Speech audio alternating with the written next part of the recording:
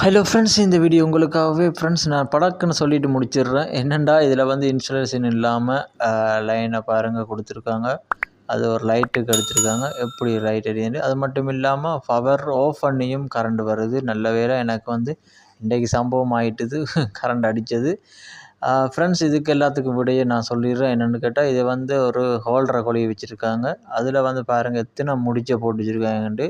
அந்த முடிச்சில் தான் எல்லாமே விடை இருக்குது. என்னென்னு சொன்னால், அந்த லூஸ் பாருங்க வந்து எலியும் பட்டி இருக்குது வயரெல்லாம்.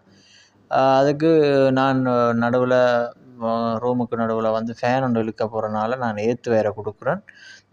ஏற்று வயர் கண்டிப்பாக முக்கியம். அதுவும் போல் நான் வந்து சைட்டில் தான் எனக்கு லைட்டை போட்டு தர சொன்னாங்க. அதனால் ஃபேனுக்குரிய லைனெல்லாம் இழுத்து கொண்டு வந்து ஃபேனுக்கு வேலை முடிஞ்சுது.